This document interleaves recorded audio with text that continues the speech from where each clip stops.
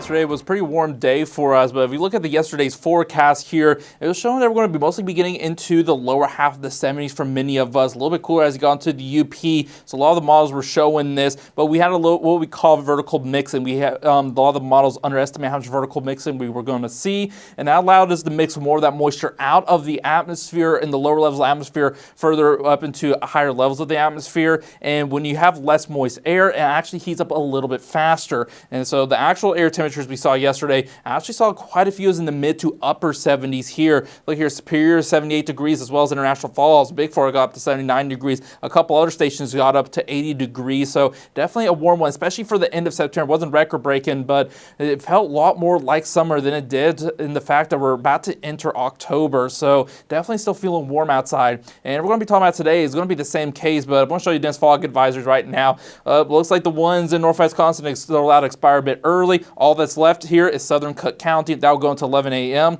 But outside of that, we're seeing some pretty nice and sunny skies for us here in the Northland, and we'll continue to do so as we start to head into the afternoon. So we're not going to be seeing much, maybe a couple clouds here and there, but really going to be staying quite dry and sunny. And temperatures, as I mentioned earlier, are going to be warm today as well. We're going to be getting into the upper 70s, possibly some low 80s, especially in areas around the Twin Ports, going on the line southwest. This is going to be ahead of a cold front. So usually when you have a cold front move through, especially on sunny days during the warm season, you do get a little bit of a warm up just ahead of that cold front. That's why we're seeing some temperatures get even into the low 80s. Northern Minnesota though, and as you go further east into UP, is slightly cooler, staying more into the lower half of those 70s. And I was delving more about this cold front because it's going to make conditions breezy. Again, ahead of it, out of the west, but winds will be shifting out of the northwest as we head on through the day today. And they're going to be pretty gusty as well. Some gusts getting up to 20, 25 miles per hour at times. And here is that cold front right here. You actually see it on the pressure map as well here. The blues are lower pressure, and you can see this bit of a bowing right here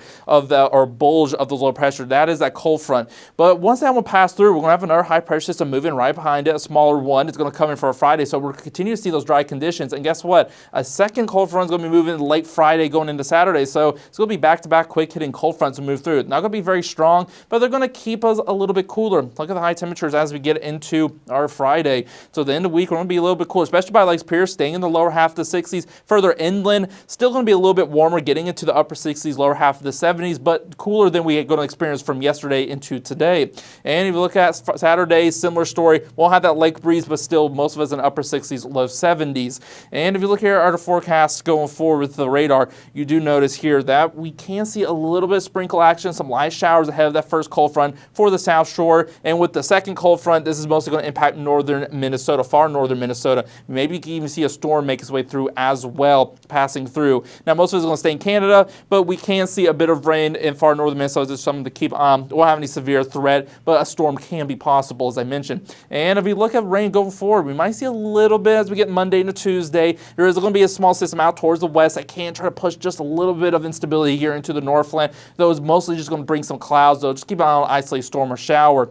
And then as we pull later into next week, then we have another system trying to bring rain. But notice, it's not very prevalent rain chances. It's going to stay mostly dry outside of these minor rain chances, started with the cold fronts going into the weekend and some of the small systems going into next week. And not only is it going to stay mostly dry, it's going to stay warm as well. I want to pull this out into next week. Look at the temperature anomalies. In the north central United States, it's going to be staying well above average. It has already been well above average for quite a few days, if not weeks now for the most part. It's going to continue to do so as we finish off September going into October. So look at our 7-day forecast. Yes, we're going to have a little bit of a cool down as we get into Friday, Saturday. Still going to be above average with those temperatures, and for the rest of the days, including very much today, we're going to be feeling pretty warm, and most of the time going to be pretty sunny as well going through the next 7 days.